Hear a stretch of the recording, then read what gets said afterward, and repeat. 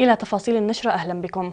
التقى فخامة الرئيس إسياس أفورقي والرئيس عمر حسن أحمد البشير صباح اليوم 15 من يونيو، وأجريا مباحثات مفتوحة في القضايا الثنائية والإقليمية. وتناول اللقاء الختامي الذي جرى في القصر الرئاسي علاقات التعاون الثنائية على مستوى البلدين والأقاليم المتخامة للحدود الإريترية السودانية، وكذلك عدم التفاهم الموجود بين جمهورية السودان وجمهورية جنوب السودان.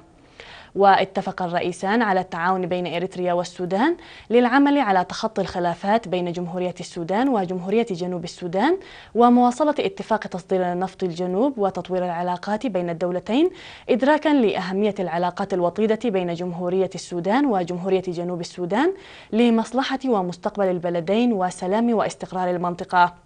وأوضح وزير خارجيتي إريتريا السيد عثمان صالح والسودان السيد علي كرتي في تصريح لوسائل الإعلام عقب اللقاء أن الزيارة كانت ناجحة، مشيرين إلى قيام لجنة مشتركة لمتابعة تنفيذ المشاريع التي بدأت مسبقا بتعاون البلدين. وكان اللقاء الأول بين الرئيس سياس أفورقي والرئيس السوداني عمر البشير قد جرى يوم 13 من يونيو بالقصر الرئاسي في أسمرة، وتناول العلاقات الثنائية والقضايا ذات الاهتمام المشترك. وفي إطار الزيارات التي قام بها الرئيس السوداني إلى المؤسسات الإنتاجية خلال زيارته لإريتريا، زار في 15 من يونيو مركز الخرائط والمعلومات. وعاد الرئيس السوداني المشير عمر حسن أحمد البشير إلى بلاده بعد ظهر اليوم، مختتما زيارته لإريتريا التي استمرت من 13 وحتى 15 من يونيو، وكان في وداعه الرئيس إسياس أفورقي والوزراء وسفير السودان في إريتريا.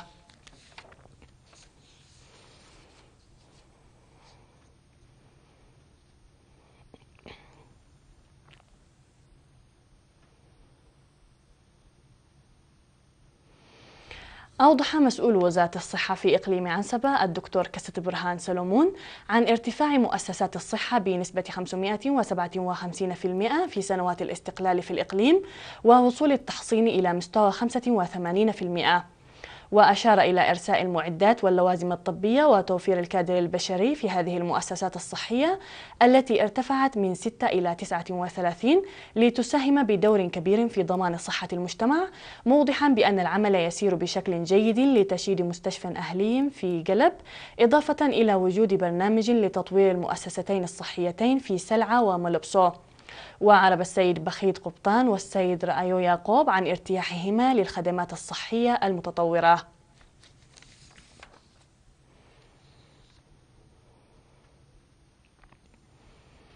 أوضح الخريجون من مدرسة مساعدي التمريض في مندفرة بأنهم سيعملون لضمان صحة المجتمع، وأشادوا بجهود الحكومة لتنمية القدرات البشرية لضمان صحة المجتمع، مؤكدين على استعدادهم لتنفيذ برامج وزارة الصحة. وذكرت عجسر آيا ومكة جابر أنهم اكتسبوا مهنة تسير حياتهم المستقبلية بتغطية الحكومة لمنصرفاتهم لمدة عام، وأنهم سيسعون جاهدين لتطوير قدراتهم. وأشار الخريجان لونا تسفاي وأنوار نصر الدين للعمل بتفان في هذه المهنة الإنسانية، مطالبين بتمهيد الأرضية لهم للدراسة لدرجة الدبلوم والبكالوريوس. وأوضح السيد أرآية تشومي والسيدة فاطمة محمد من الآباء عن النتائج الملموسة في مختلف المجالات نتيجة الجهود الحكومية لتعليم وتأهيل الشباب.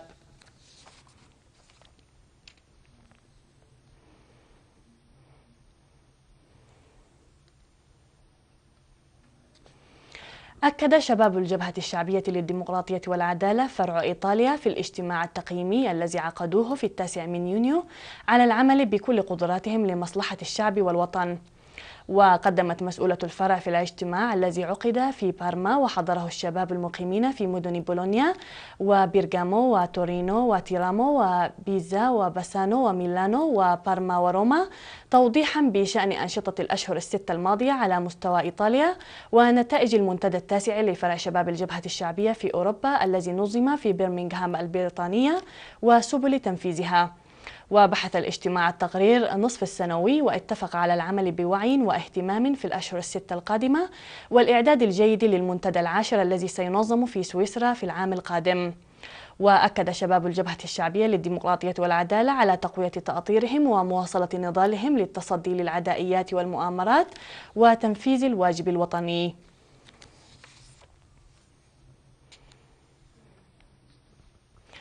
وجه الاجتماع التقييمي الذي عقد يومي 8 و9 من يونيو في مدينة جندع دعوة لتضافر جهود المجتمع والمؤسسات الخاصة لتنفيذ العملية التعليمية بفعالية وتعزيز المشاركة في برنامج تعليم الكبار.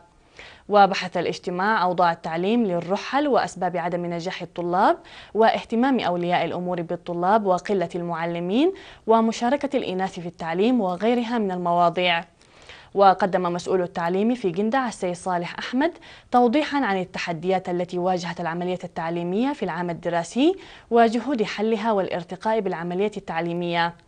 ودعا مسؤول المدارس الثانوية في المكتب السيد عمر محمد الآباء لتعزيز دورهم لتقوية جودة وكفاءة التعليم. وتوجد في مديرية جندع 35 مدرسة تقدم التعليم لحوالي 11,300 طالب.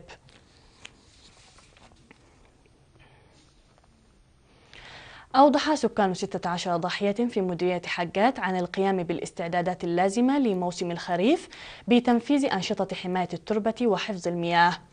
وذكر السيد محمد عافا عبد الله والسيد أحمد صالح إبراهيم عن أملهم بمحصول وفير مع هطول جيد للأمطار، مؤكدين مواصلة العمل بقوة مستقبلا.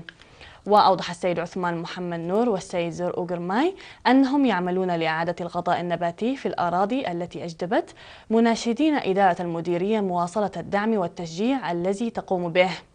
وقال مسؤول وزارة الزراعة في مديرية حجات السيد كيداني كوبروم إن السكان يعملون في مجموعات ل3 أيام في الأسبوع منذ 5 أشهر لتمهيد الأراضي الزراعية وحفظ التربة والمياه. ودعا المزارعين للحراثة بالوسائل المتوفرة دون انتظار الجرارات.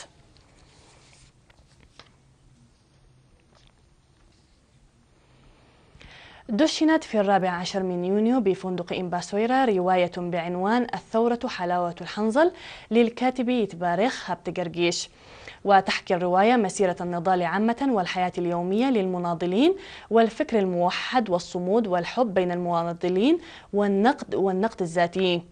وذكر السيد مسجون زرعي والسيد إلياس أماري اللذين قدما للكتاب بأن صدور الكثير من الكتب المؤرخة للنضال التحرري أمر مشجع، موضحين بأن الرواية توثق الأحداث ومضمونها وتساهم لنقل قصة أحداث النضال للأجيال القادمة. وقال الدكتور تسفاي هايلي إن المحاولات جارية لإبراز البطولات التي نفذت خلال 30 عاما من النضال، ولكن لا يزال يتبقى الكثير، معربا عن إعجابه بمبادرة الكاتب. وذكر الشابان إفريم هابتسون وهيلين مختا أن التاريخ موجه للمستقبل، مؤكدين على أهمية توثيق التاريخ النضالي للشعب الإريتري. وقال الكاتب يتبارخ هبتقرقيش إنه حاول عكس الحياة اليومية للنضال والمناضلين، وأن الذي قدمه يعتبر القليل من الكثير.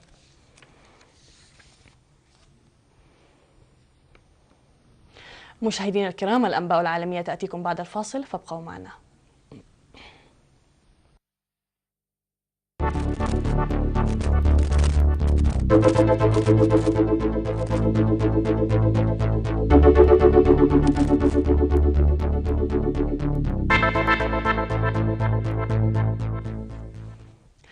على الصعيد العالمي، قال وزير الداخلية الإيراني محمد نيجار إن النتائج الأولية لانتخابات الرئاسة التي جرت في إيران يوم الجمعة أظهرت تقدم رجل الدين المعتدل حسن روحاني. وقال نيجار في التلفزيون الرسمي الإيراني إن من بين 800 ألف صوتا صحيحا أدلى به المناخبون في 1600 مركز اقتراع في شتى أنحاء إيران، في حين حصل أقرب منافسيه رئيس بلدية طهران محمد باقر غالياف على 126 ألف صوت. ويقول مراسلون إن روحاني استقطب الكثيرين، حيث تحدث علنا عن ضرورة العودة إلى الحوار مع الغرب. وقد اكتسب الكثير من الدعم بعد أن انسحب الإصلاحي محمد رضا عارف من السباق أخذا بنصيحة من الرئيس السابق محمد خاتمي. ويستفيد روحاني من دعم الرئيسين السابقين محمد خاتمي وعلي أكبر الهاشمي الذي أقصي من المشاركة في الانتخابات، ولكنه يواجه تحديا كبيرا أمام مرشحي التيار المحافظ بمن فيهم كبير المفاوضين السابق سعيد جليلي وعمدة طهران محمد باقر. وتعد انتخابات الرئاسة التي جرت الأولى من نوعها منذ انتخابات عام 2009 التي قال مرشحون إصلاحيون إنها زورت لصالح فوز الرئيس محمود أحمد النجاد بفترة رئاسية ثانية، مما فجر احتجاجات استمرت عدة أشهر.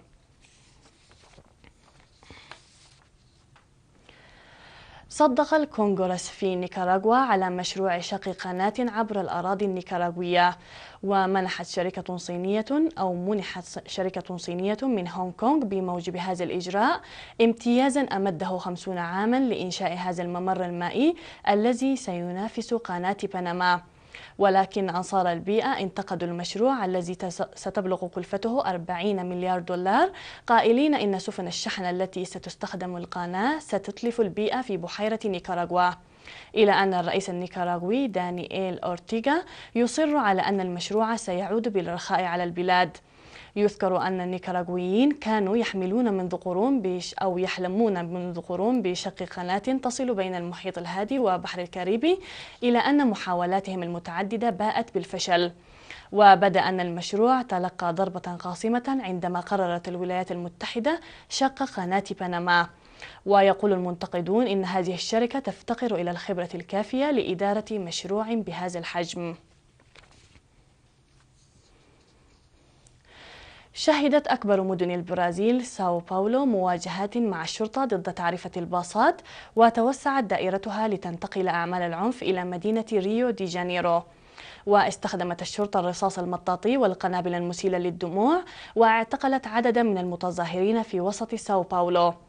وأعلنت الشرطة عن مصادرتها قنابل حارقة وسكاكين ومخدرات. ووصف حاكم الولاية جيرالدو الكيم المتظاهرين بالمخربين، ووعد باتخاذ التدابير اللازمة لمنع تكرار العنف.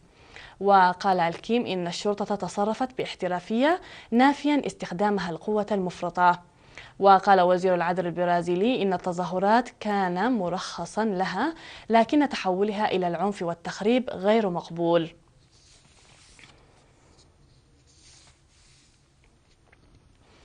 قال رئيس الوزراء التركي رجب طيب أردوغان يوم أمس الجمعة للمحتجين إنه سيرجع خططا لإعادة تطوير منتزه في إسطنبول حتى تصدر محكمة قرارا بشأن المشروع، متبينا لهجة أكثر ميلا للمصالحة بعد أسبوعين من المظاهرات العارمة المناهضة للحكومة. وكرر أردوغان دعوته لمئات المحتجين المعتصمين في منتزه غازي بوسط إسطنبول الانسحاب منه، لكن الأجواء في مخيم الاعتصام اتسمت بالتحدي، حيث لا يزال المتظاهرون المتشددون يرددون هتافات تطالبه بالاستقالة.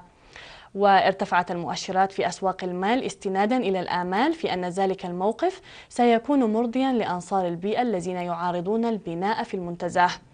لكن لا يزال من غير الواضح ما إذا كان المحتجون الذين لديهم مجموعة كبيرة من الشكاوي من أردوغان سيعودون إلى ديارهم ويغادرون الميدان في ضوء المظاهرات الحاشدة التي يعتزم حزب العدالة والتنمية الحاكم تنظيمها في مطلع الأسبوع المقبل.